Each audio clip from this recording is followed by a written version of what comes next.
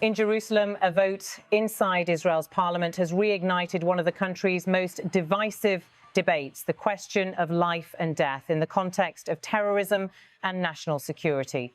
The Knesset has passed, in its first reading, a bill that would allow the death penalty for those convicted of what the bill defines as acts of terror, particularly attacks resulting in the deaths of Israeli citizens. The amendment, championed by Israel's far-right National Security Minister Itamar Ben-Gvir, passed with 39 votes in favour and 16 opposed. Though it still faces 2 more rounds of voting before it can become law, the measure has already provoked an outpouring of political and moral debate across the country and far beyond. Inside the chamber, the atmosphere was charged. On the screen, the voting results flashed 39-16, followed by scattered applause and murmurs of disapproval from opposition benches. Then, in a gesture that mixed symbolism and showmanship, Ben-Gvir, smiling broadly, walked across the chamber, carrying a tray of sweets, handing them out to allies. To his supporters, it was a celebration of justice. To critics, it was a chilling display of triumphalism. Cameras followed him closely as he made his way through the hall, the Minister of National Security, a man whose political career has been built on promises of harsher punishment and absolute deterrence. As the debate resumed, another figure presided over the session, Limor Son Ha-Melech, the Knesset member who co-authored the bill. She spoke passionately about the victims of terror, recalling families who, she said, have never seen justice served. Her argument was simple.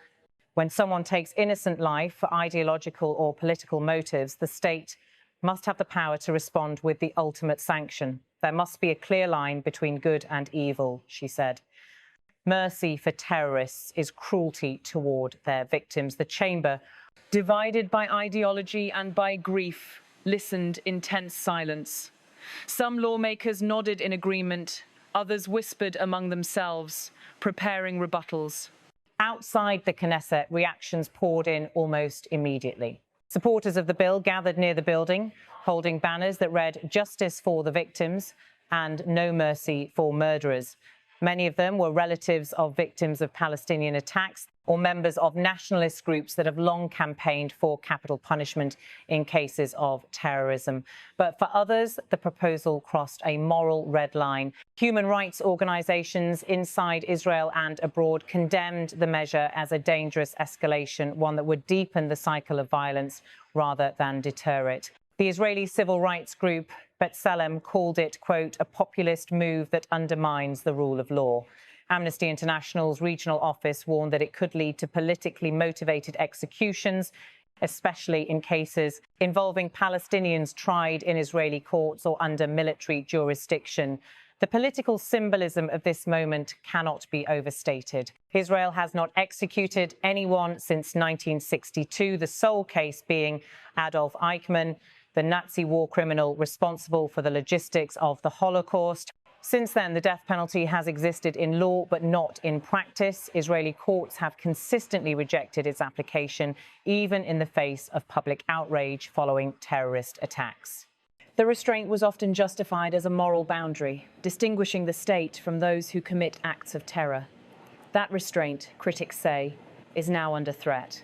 Itamar Ben-Gvir, a figure whose rise has been as controversial as it has been rapid, insists that deterrence is the only language terrorists understand. He argues that the current system, which sentences convicted attackers to life imprisonment, often fails to deliver justice because prisoners may later be released in political deals or prisoner swaps. Enough, he declared in a press statement after the vote. A murderer of children should not be allowed to live. Justice must be served, and Israel must show strength. His words resonate with many Israelis who feel that the justice system has been too lenient. Yet they also alarm those who fear that the country's democratic character is being eroded by an increasingly hardline agenda.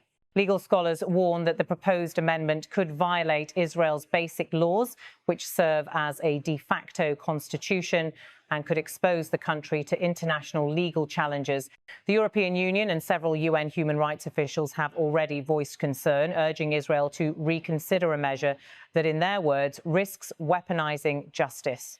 Inside the Knesset, The debate continues to mirror Israel's broader identity crisis between security and morality, vengeance and restraint, justice and democracy. For Limor Son Har-Melech, the issue is deeply personal. A survivor of a 2003 West Bank attack that killed her husband, she has become one of the most vocal proponents of the death penalty for convicted terrorists. I live with the pain every day, she told reporters. We talk about human rights, but what about the rights of our victims? What about the right to live? Opposition leaders, however, accuse the government of exploiting grief for political gain.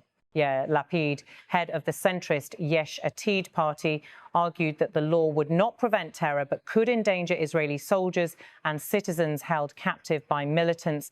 When you institutionalize the death penalty, you invite revenge, Lapid warned. Every Israeli hostage becomes a potential target for retaliation. This is not justice. It's politics. In Gaza and the West Bank, Palestinian leaders denounced the bill as a racist measure aimed exclusively at Palestinians. The Palestinian Authority's Ministry of Foreign Affairs said the move cements apartheid and collective punishment. Hamas, meanwhile, vowed that the measure would not deter what it called the resistance. Analysts fear the rhetoric could fuel more violence at a time when tensions are already high across the region. Internationally, the reaction has been cautious but concerned. The US State Department reiterated its opposition to the death penalty in all circumstances, but avoided direct confrontation with Israel over the issue. European diplomats, however, have been more outspoken, with France and Germany warning that the bill would place Israel at odds with the values it shares with democratic nations. Some Israeli commentators believe the government is unlikely to push the measure to final passage, viewing it instead as a symbolic gesture to appease the far-right factions within Prime Minister Netanyahu's fragile coalition.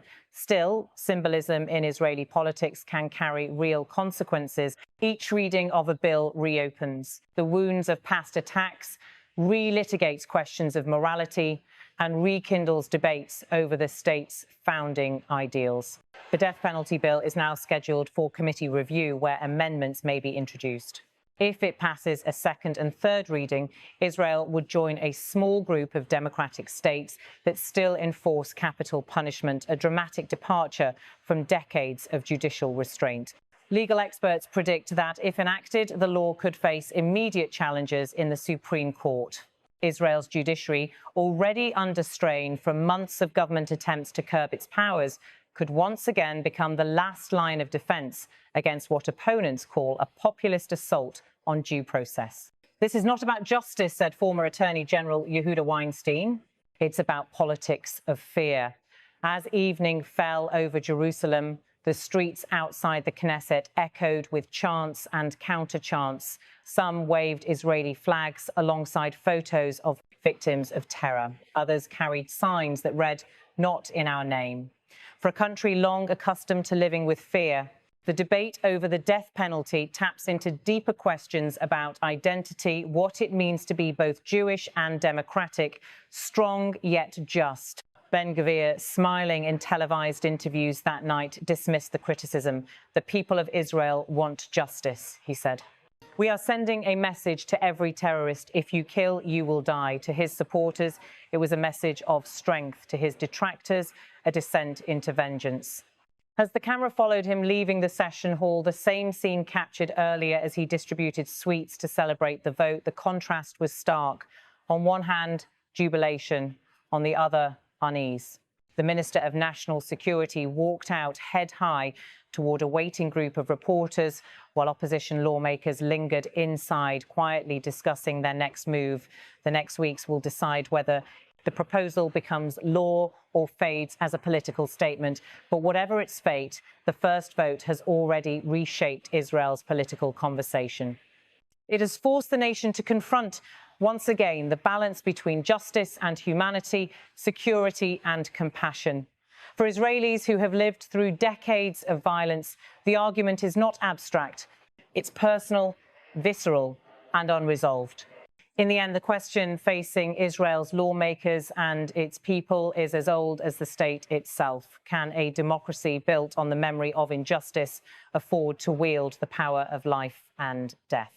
The coming debates, the legal challenges, the protests and rallies will not only decide the fate of a bill, they will test the moral soul of the nation. נגד 16, אין 159, עונש מוות למחבלים תשפ"ו, בקריאה הראשונה ותחזור לדיון בוועדה לביטחון לאומי לצורך הכנתה לקריאה השנייה. התשפ"ג 2023 של חבר הכנסת ניסים ואטורי. כן, אני רואה. חברי חברי הכנסת,